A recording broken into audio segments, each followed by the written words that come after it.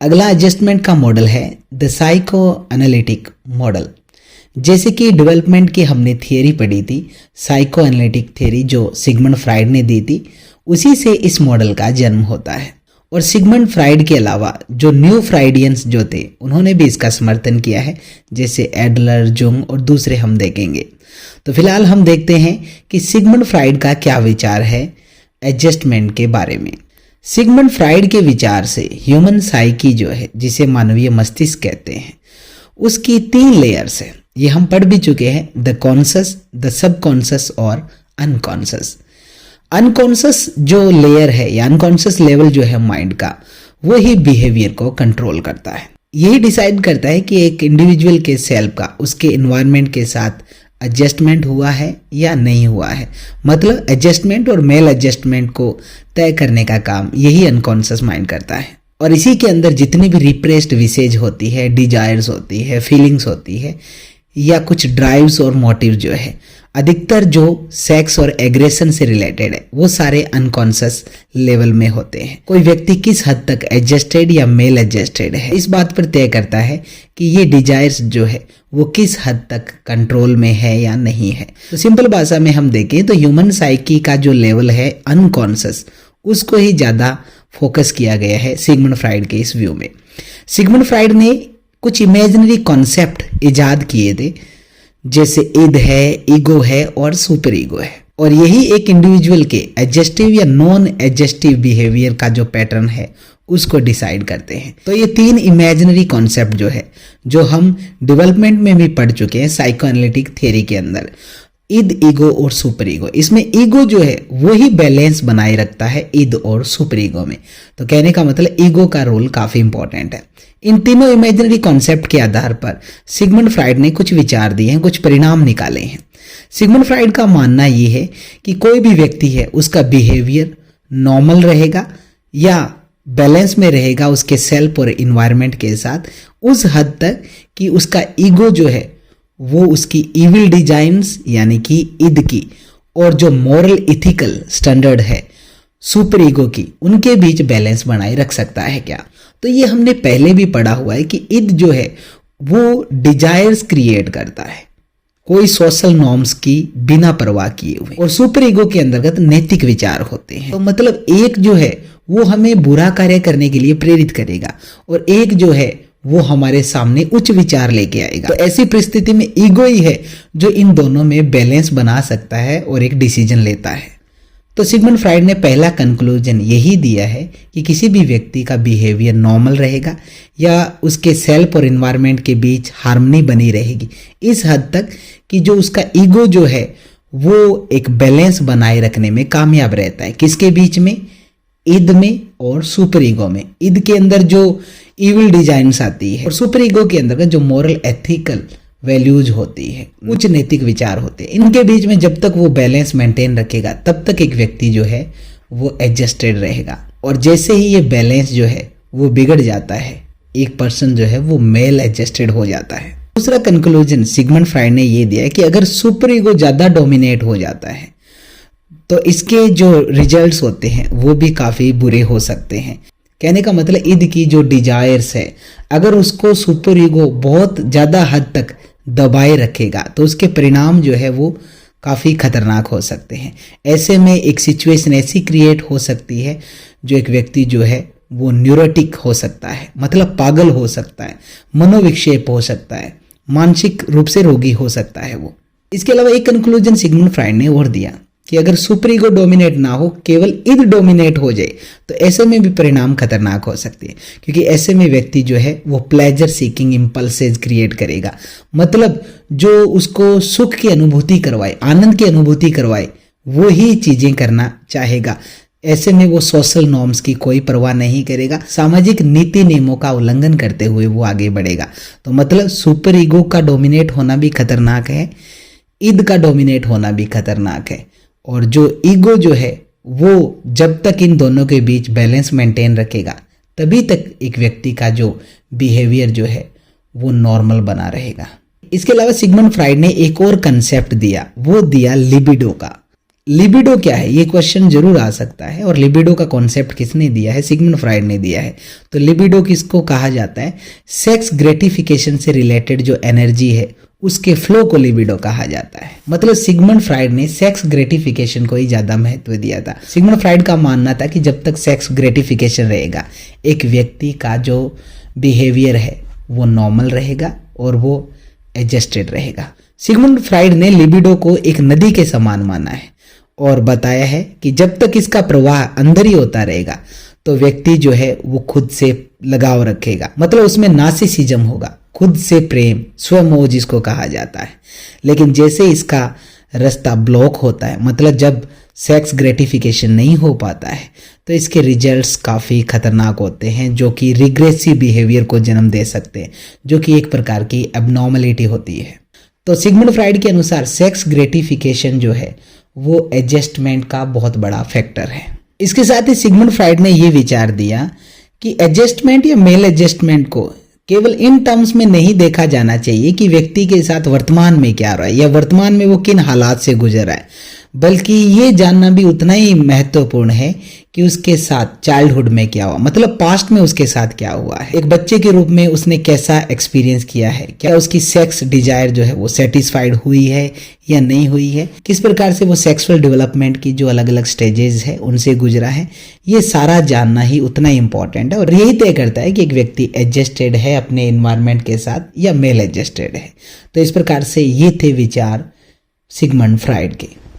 अगला विचार है सिगमंड फ्राइड के स्टूडेंट एडलर का। एडलर एडजस्टमेंट के लिए जो इंपॉर्टेंट फैक्टर जो सिगमंड फ्राइड ने बताया था सेक्स मोटिव, उससे डिसएग्री थे। इसीलिए उन्होंने सेक्स मोटिव को पावर मोटिव से रिप्लेस कर दिया। तो ध्यान रखिएगा, पावर मोटिव ये फ्रेज या ये जो कॉन्सेप्ट है ये किसने बनाया था? ये एडलर का है। और लिबिडो या सेक्स मोटिव की हम बात करें तो वो सिगमंड फ्राइड की, या जो इमेजिनरी कॉन्सेप्ट की हमने बात की थी ईद, ईगो, सुपर ईगो, तो उनसे संबंध भी सिगमंड फ्राइड का है। एडलर का मानना है कि एक व्यक्ति का उद्देश्य पावर अचीव करना होता है, परफेक्शन अचीव करना होता है, दूसरों के ऊपर खुद की सुपीरियोरिटी बनाना होता है, सर्वोच्चता स्थापित करना होता है। एडलर ने कुछ विचार दिए कि जो इन्वायरमेंटल सिचुएशंस होती है या कुछ कॉन्स्टिट्यूशनल मतलब स्वास्थ्य संबंधी कुछ समस्याएं जो है, ये फैक्टर्स होती है कि एक व्यक्ति जो है वो इन्फीरियर फील करने लगता है, खुद को कम आंकने लगता है और वो इस फीलिंग से पीछा छुड़ाने के लिए स्ट्रगल करना सीखता है पावर अचीव करने के लिए। सिंपल शब्दों में कहें तो जब एक व्यक्ति के अंदर हीन भावना आ जाती है, चाहे वो एनवायरमेंटल सिचुएशंस की वजह से आए, चाहे उसकी स्वास्थ्य संबंधी समस्याओं की वजह से आए, तो ऐसे में वो खुद को कम आंकने लगता है और अब उसका उद्देश्य रहता है पावर अचीव करना, ताकि दूसरों के ऊपर वो सुपीरियोरिटी जो है वो स्थापित कर सके। और अगर इस पावर मोटिव को अचीव करने में एक इंडिविजुअल को सक्सेस मिलती है और ग्रेटिफिकेशन मिलता है, तो ऐसे में माना जाता है कि उसका एडजस्टमेंट अपने इन्वायरमेंट के साथ हो चुका है। और अगर इस ग्रेटिफिकेशन को ऑब्टेन करने में फेलियर पाई जाती है, मतलब पावर मोटिव को अचीव नहीं किया जा सकता या गोल को चेंज कर लिया जाता है, उसके लाइफस्टाइल को चेंज करना पड़ता है, जो हम आगे देखेंगे इनडायरेक्ट मेथड ऑफ एडजस्टमेंट के, तो ऐसे में माना जाता है कि एक व्यक्ति जो है वो नॉन एडजस्टिव या मेल एडजस्टेड हो जाता है और धीरे धीरे उसमें मेंटल इलनेस भी आने लगती है। तो ये था एडलर का विचार, जिन्होंने एडजस्टमेंट के लिए पावर मोटिव को महत्वपूर्ण कारक माना है। अगला विचार है युंग का। अब तक हमने देखा कि फ्राइड ने सेक्स मोटिव को और एडलर ने पावर मोटिव को इंपॉर्टेंट माना एडजस्टमेंट के लिए, लेकिन युंग ने अपना एक अलग आइडिया दिया सेल्फ एक्चुअलाइजेशन मोटिव का। देखिए, सेल्फ एक्चुअलाइजेशन क्या होता है? हर आदमी चाहता है खुद को दूसरों के सामने साकार करना, अपना टैलेंट्स दिखाना, खुद को साबित करना कि वो दूसरों से कम नहीं है। तो ये होता है सेल्फ एक्चुअलाइजेशन मोटिव। युंग के अनुसार हर आदमी के अंदर एक इच्छा छुपी रहती है खुद के टैलेंट्स और एबिलिटीज को दिखाने की और खुद को साबित करने की। यही सेल्फ एक्चुअलाइजेशन होता है। उनके अनुसार एडजस्टमेंट किसी व्यक्ति का इस बात पर डिपेंड करता है कि वो किस हद तक सफल हुआ है सेल्फ एक्चुअलाइजेशन में। सिगमंड फ्राइड की तरह लिबिडो का समर्थन युंग ने भी किया। युंग का मानना था कि लिबिडो, जो कि एक लाइफ एनर्जी है, ये दोनों तरीकों से फ्लो होती है, इनवर्ड भी और आउटवर्ड भी, और इसका फ्लो ही एक इंडिविजुअल को इंट्रोवर्ट या एक्सट्रोवर्ट पर्सनैलिटी बनाता है, मतलब अंतर्मुखी या बहिर्मुखी बनाता है। एक इंट्रोवर्ट पर्सन के अंदर थिंकिंग जो होती है वो ज्यादा डोमिनेट होती है सेंसेशन या फीलिंग से ज्यादा। मतलब एक इंट्रोवर्ट जो पर्सनैलिटी है वो फीलिंग्स से ज्यादा महत्व थिंकिंग को देता है। मतलब अपनी भावनाओं से ज्यादा महत्व वो अपने विचारों को देता है और फीलिंग्स को दबा देता है। इसके विपरीत एक्सट्रोवर्ट बहिर्मुखी व्यक्ति जो है वो फीलिंग्स और सेंसेस को ज्यादा तवज्जो देता है, थिंकिंग दब जाती है। तो मतलब इंट्रोवर्ट में तो फीलिंग्स दब जाती है और एक्सट्रोवर्ट में थिंकिंग जो है वो दब जाती है। तो इस प्रकार से एक व्यक्ति को ना तो प्योरली इंट्रोवर्ट होना चाहिए ना ही एक्सट्रोवर्ट होना चाहिए, उसे एम्बिवर्ट होना चाहिए, मतलब उभयमुखी होना चाहिए।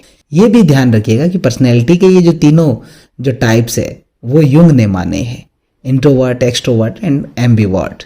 और जब तक एक व्यक्ति जो है वो एक प्रॉपर बैलेंस बनाए रखेगा अपनी थिंकिंग और फीलिंग्स के बीच, वो एडजस्टेड रहेगा अपने सेल्फ और इन्वायरमेंट के साथ। इसके अलावा यूंग ने अपनी थियरी में एक दूसरा क्राइटेरिया भी रखा नॉर्मल या प्रॉपरली एडेप्टिव बिहेवियर के लिए, और वो था reconciliation between ones conscious and unconscious behaviour. Reconciliation मतलब एक तालमेल, सामंजस्य, संतुलन अपने कॉन्शियस और अनकॉन्शियस बिहेवियर के बीच जब प्रॉपरली बैलेंस रहेगा तो एक व्यक्ति जो है वो एडजस्टेड रहेगा, मतलब उसका बिहेवियर प्रॉपरली अडेप्टिव रहेगा। प्रॉपर बैलेंस जो है कॉन्शियस और अनकॉन्शियस बिहेवियर में वो एक पर्सनैलिटी को एडजस्टेड बनाएगा, और जैसे ये बैलेंस बिगड़ जाएगा तो वो उसे मेल एडजस्टेड बनाएगा। तो इस प्रकार से ये थे यूंग के विचार, जिन्होंने सेल्फ एक्चुअलाइजेशन मोटिव के साथ साथ रिकंसिलिएशन को भी तवज्जो दी कॉन्शियस और अनकॉन्शियस बिहेवियर के बीच। अगले विचार हैं एडजस्टमेंट के बारे में कैरन हॉर्नी के। कैरन हॉर्नी ने नीड फॉर सिक्योरिटी इस पर ज्यादा जोर दिया, मतलब सुरक्षा की आवश्यकता। कैरन हॉर्नी ने बताया कि एक इंडिविजुअल एक बच्चे की तरह जब हेल्पलेस और आइसोलेटेड फील करता है इस वर्ल्ड में, तो ऐसे में एक फीलिंग्स क्रिएट हो जाती है उसके अंदर सिक्योरिटी की, एंजाइटी की। मतलब वो संसार में खुद को अकेला पाता है, असहाय पाता है, तो ऐसे में सुरक्षा की भावना उसमें जाग जाती है।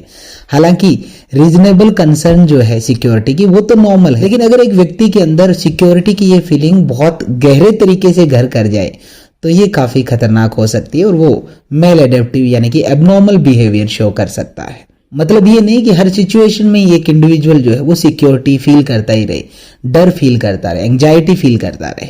आगे कैरन हॉर्नी अपनी थ्योरी में बताती है कि एक चिंतित बच्चा जो है वो कई ऑप्शंस अपना सकता है। या तो वो लोगों की तरफ रुझान कर सकता है, मतलब उन पर डिपेंड रह सकता है, या उनके अगेंस्ट जा सकता है, मतलब उनका विरोधी बन सकता है, वो लोगों से खुद को दूर भी रख सकता है।